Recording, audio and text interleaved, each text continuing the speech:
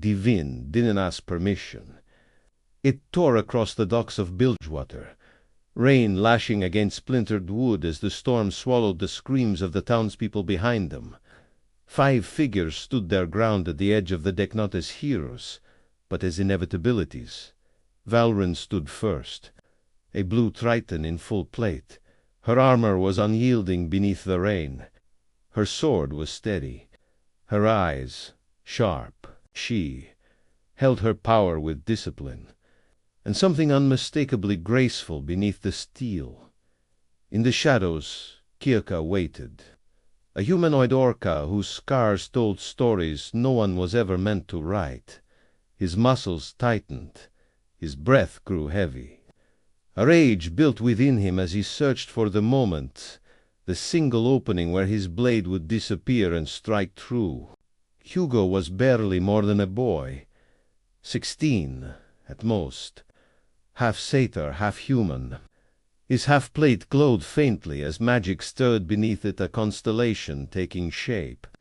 A dragon of stars began to burn across his chest as he started a spell that would decide if any of them survived. Sir Hobbinsworth adjusted his coat. Silk in a storm. A goblin dressed better than the dock itself. He held a spell-book in one hand and a small barrel of magical oil in the other. He was already calculating angles, elevations, and just how spectacular the fire would look from above. And then there was Bjarki, bloody, smiling. The half-orc dragged his blade across his own skin. Welcome. The pain as blood fed the flames that licked along his weapons. For him, armor was optional.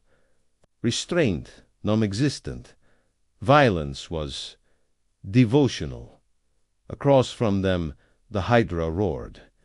5 heads, 5 promises of death. Steel rang. Magic screamed. Fire followed. Oil drenched the monster's scales as Sir Hobbinsworth's laughter vanished into the storm. The flames climbed the beast faster than its heads could recover. Blades struck. Spells detonated. Blood met rain until the sea itself seemed to recoil from the violence. And then silence. The hydra fell. The clouds began to part as though the sky itself had been holding its breath. Sunlight pierced the storm, illuminating the dock, and the survivors standing upon it. They looked at one another first. Then they looked toward home. Bilgewater rose behind them, its polished docks near the sea, giving way to towers stacked upon towers farther inland. Wood upon stone, stone upon wood.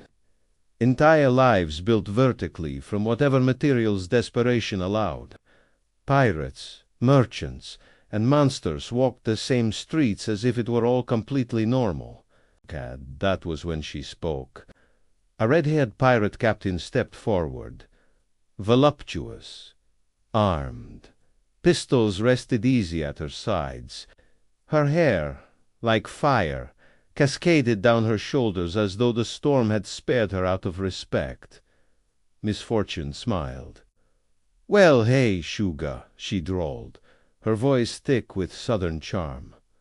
"Looks like you lot made another mess in our little town. Hey, what kind of mess will they get into next? Make sure you subscribe and ring that bell to find out. Thanks for watching."